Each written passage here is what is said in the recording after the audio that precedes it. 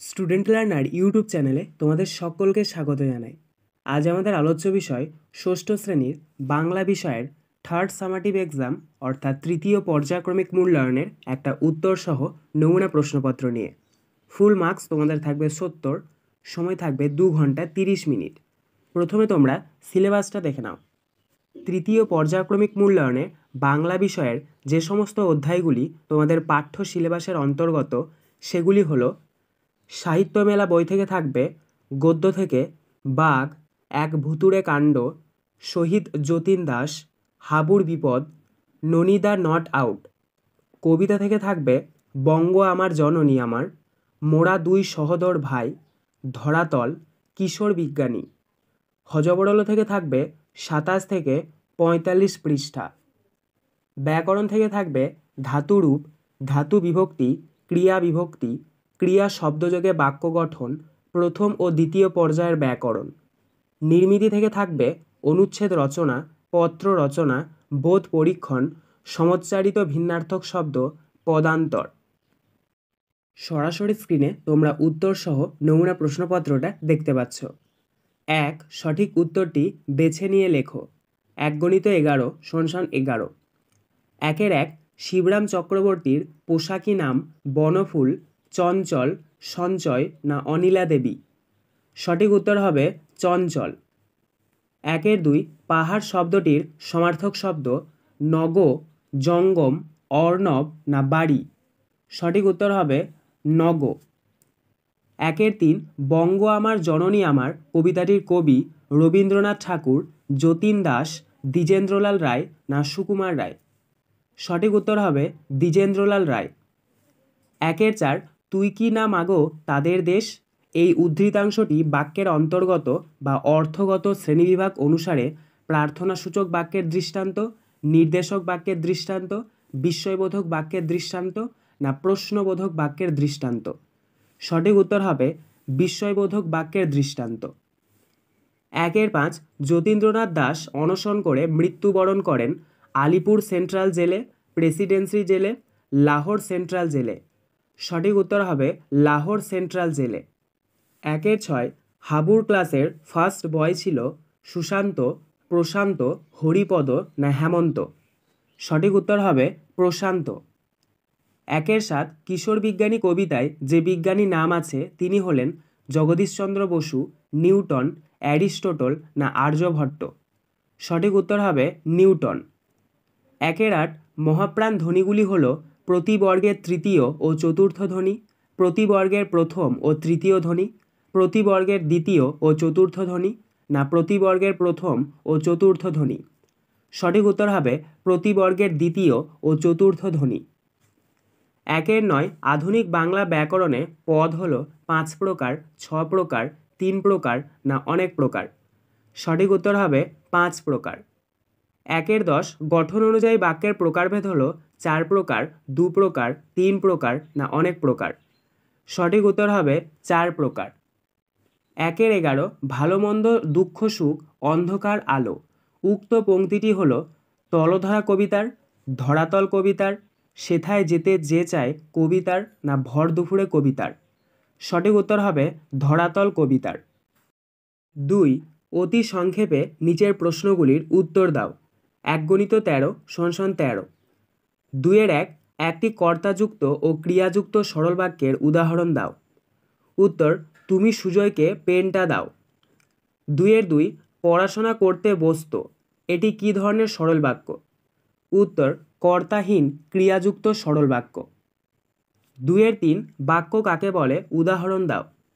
উত্তর কয়েকটি শব্দ পাশাপাশি বসে মনের ভাব প্রকাশ করলে তাকে বাক্য বলে, যেমন ছেলেগুলো মাঠে ক্রিকেট খেলছে। 2-4 সংযোজকমূলক ক্রিয়া ব্যবহার করে একটি বাক্যের উদাহরণ দাও। উত্তর মেঘ ভেসে চলে। 2-5 তুমি এখন বসে পড়ো নঙর্থক বাক্যে রূপান্তরিত করো। উত্তর তুমি আর দাঁড়িয়ে থেকো না। 2-6 হযবরল শব্দটির অর্থ কী?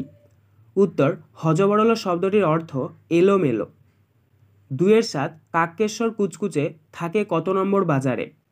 উত্তর কাক্যেশ্বর কুচকুচে থাকে 41 নম্বর গেছো বাজারে। 2-এর 8 ধরাতল কবিতার কোন কাব্যগ্রন্থ থেকে সংকলিত হয়েছে?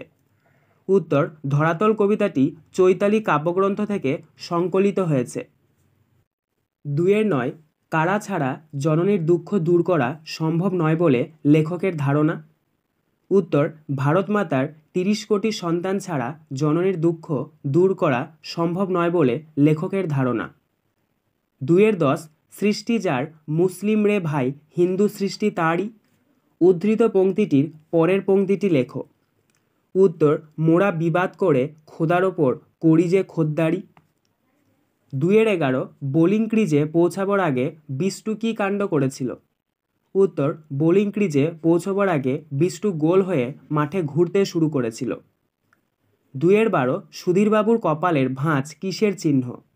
উত্তর, তিনি যে সন্তুষ্ট নন তার চিহ্ন। 2-এর 13 দেশের স্বাধীনতা প্রাপ্তির জন্য শহীদ হয়েছেন এমন দুজনের নাম লেখো। উত্তর, দেশের স্বাধীনতা প্রাপ্তির জন্য শহীদ হয়েছেন এমন দুজনের নাম হল ভগৎ সিং ও ক্ষুদিরাম বসু। 3 নিচের প্রশ্নগুলির সংক্ষিপ্ত উত্তর দাও। 2 × 4 = 8। 3-এর 1 মায়ের বেশ মলিন ও কেশ রুক্ষ কেন? উত্তর, বিদেশি ইংরেজি শাসনে ভারতমাতার গৌরব ধূলিসাৎ। পরাধীন ভারতবর্ষে দেশমাতা লাঞ্ছিত ও অপমানিত ভারতমাতার লাঞ্ছনা ও অপমান কবিও বেদনাবোধ করেছেন। ভারতমাতার 30 কোটি সন্তান দেশমাতৃকার শৃঙ্খল মোচন করতে পারেনি, তাই ভারতমাতার বেশ মলিন ও কেশ রুক্ষ।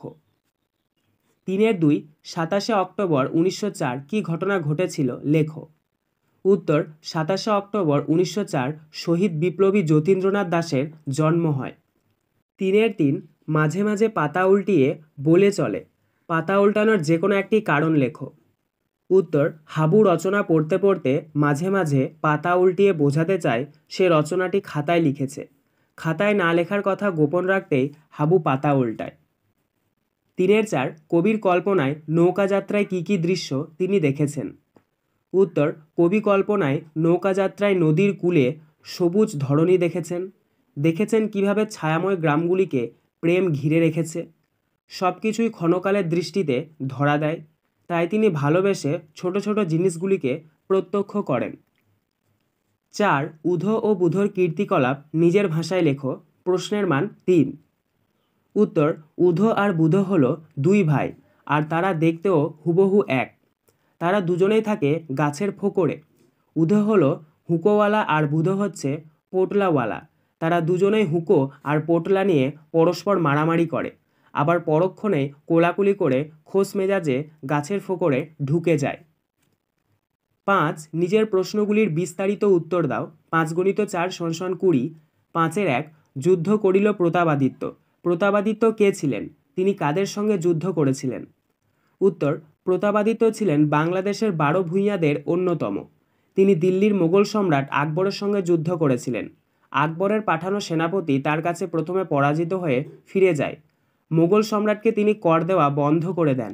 তিনি মোগল সেনাপতি মান সিংয়ের হাতে পরাজিত হন ও বন্দি অবস্থায় দিল্লি যাওয়ার পথে বারাণসীতে তাঁর মৃত্যু হয়।